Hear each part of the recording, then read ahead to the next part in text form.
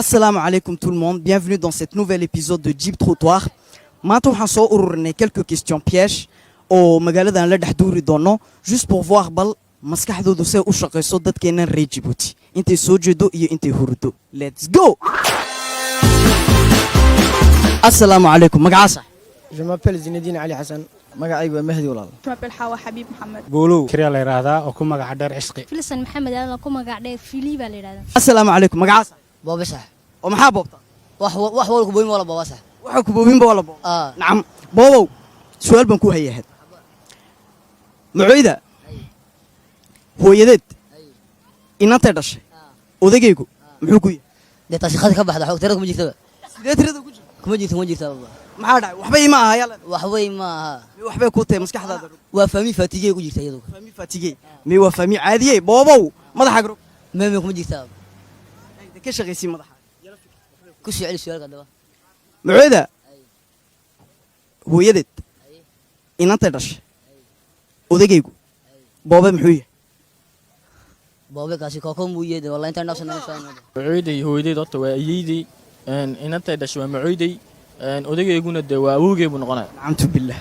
Mucayda hooyadeed inanta dhashay odagaygu muxuu ku noqonaya? Mucayday hooyadeed inantay dhashay waa hooyadeedii kadib ugu soo Allahu akbar. Hooyaa war soo jeed dhageyso on kugu celinaya miyaaradii buu saartay nacam. Mucayda diyaaradda gaariga si fiican la soco. Mucayda hooyadeed inanta dhashay odagaygu muxuu ku noqonaya? awowday riidi waa maxay hooyii waxbay geysay? awoway u noqonaya waa ka soo jeeda su'aashan ku waday waxay tahay walaal dhakhtar baa gubanaya iyo iskool ambulance baa imday kuwa ugu hor baxteen. donc horta de dhakhtarka waa dambe iskoolka waa dambe tu vois parce que waxa dhiganaya dad caafimaad qabo ayaa imanayo macal wala wada caafimaad qaba mais le problème waa dhakhtarka inuu ugu horgalo ambulance parce que maalad baa yeelay dad baa kooma ku jira dad baa wax walba u baahan dad baa tuu ma garan donc marka aan waxa oran lahaa raayigayga dhakhtarka ugu horeeyo ambulance après iskoolka uu yimaado parce que iskoolka dadka dhiganaya police way caamadi karaan oo aduu iyagoo caafimaad qaba xaafadooda ka soo baxeen nin caafimaad qabin xaafadooda kama soo baxay ma garan donc waa ka daanu saama ku oran lahaa dhakhtarka gubanaya iyo maad aragtay in iskool batri Soomaa horta ambulance waxa ma baqtiyo ta kale in plombier ayaan horta u yeeri lahaa ya laakiin ambulance waxa ma baqtiyo plombier un baa iskool baa gubanaya il est en feu iyo dhakhtar ma garatay marka ambulance baa imiday ku baqtiinay horta que priorité ku siinay iskool dhakhtarka de waayo dhakhtarka dadkay haade baska dad maalad baa jira ma dadka buu de dadka naga horeeyaan de okay dabe adiga ku dhex dhimatay meeyaan waa caadi waxa ka horeeya dadka dhimanaya dadka bukade marka Zinedine ambulance dab baqtiina sa wali ma aragtay une maison d'un riche et une maison d'un pauvre. L'ambulance est arrivée. Quelle maison est-ce qu'elle va éteindre en premier? Celle des pauvres. Celle des pauvres. Ouais. Pourquoi? Parce que si les riches, ils peuvent construire une maison, alors que les pauvres ne peuvent pas avoir une autre maison. Ah, c'est vrai. Ouais. Tu es pour les pauvres. C'est pour les pauvres la priorité. Priorité pour les pauvres. Où est-ce que vous avez vu une ambulance qui éteint?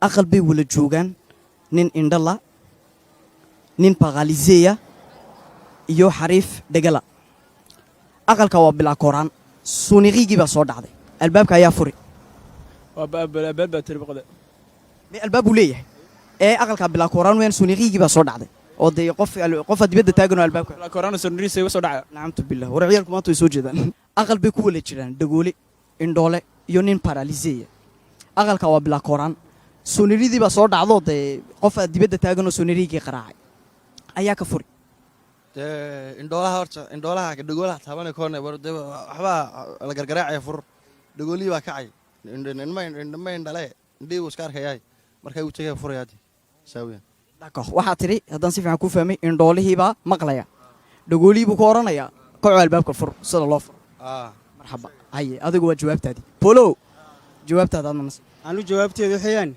dhagoolo ka xumo maqlayaba kii baaliseegi yaan la kacay paralysé baa kacay baaliseega ayaa wax maqashiinaya isaga oo ka oranaya kii dhegaha qabay ka oranaya albaabka fur marka dambe ayaa kii dhagoolaha la fahansiinaya isagana saaba hadal ku soconaysaa ku fahmi adayaan kugu sadex aniga haddii reegaan ka hadli lahaa in waxaa tiri aqal ayay ku wala jiraan indhoole iyo nin barazili iyo ku dhagoola soo maha marka sonori buu leeyahay aqalku marka sonoriga waxaa maqlaya ka barazila lixaadka le laakiinse dhagaha qaba ee indhahana qaba marka ka barazila markuu maqlo garaaci wuxuu ku oranayaa ninkii lixaadka qabay ee indhoolaha ahaa ayuu ku oranayaa maad aragtee in waa la garaacaya marka kii dhagoolihii ayaa furaya fariidaatiin waa i soo duurduuriseen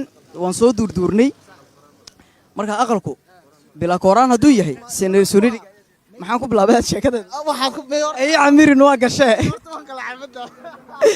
oo la gashee maanta haddaa 5 milyan franc Djibouti gacanta laga saaro waxa ugu horeeya maxaa ku fileed waxa ugu horeen ku filaa miskiid baan ku dhisi lahaa iyo agoontaan ku caawin lahaa iyo masaajido iyo miskiid iyo iskoolaan ku dhisi lahaa saan horumar aan u helno dadku walaadikay noqdaan 5 milyan baa tilmaa 3 milyan horta abaari dhig 2 milyan baa soo hadhay 2 milyan waan dadadin lahaa umadaasi u qaybin lahaa kow umada de ma miskiinin mise waan miskiinin wixii ka soo baxay kii jaajira kii miskiin anigu isku kamidkii ma garat in 5 milyan ma hayay ma garat 3 milyan soo hadhana baarto baar anigu iyo naftaada ku paariyeenaysa miskiid waxa sheegay sida la dhisay daraaga ma waka anu shimbirahan caawinaha anigu hore bilbila ka socda shimbiraha oo dhirginahaaba masaakiinta u horeena wixii de aan ku caawin karin aan ku caawinaha waxaan ku cishqiyow aabba sidigi muxuu ku yahay igu degdegna aabahay sidigi muxuu ku yahay sidigi ami mana Farid polo aabba sidigi waa naftigawn anigu celiyo aabbaha sidigi horta sidigi waa ayo muxuu yahay sidigi waa gacal marka aabbaha de qofka sidii u noqonaya in abti horta ku ka soo galay mayde walaalaha ma isku imaan haddaan doonana walaalaha la isku yimaado haddaa la doono haa si loo doono dee walaal baa la noqdaa marka waa in abtigaa baad u tiri adiguna maxaa tiri aabbahay baa tiri seedigii awowuu noqonayaa war waa abtigiin ragan abtiga waa gacalkii de gacalkii dhinacan baa iskugu timaadaa baan kuri waa dhinac wax kasta uu iska noqon karaa wax kasta uu iska noqon karaa saaba ku raacay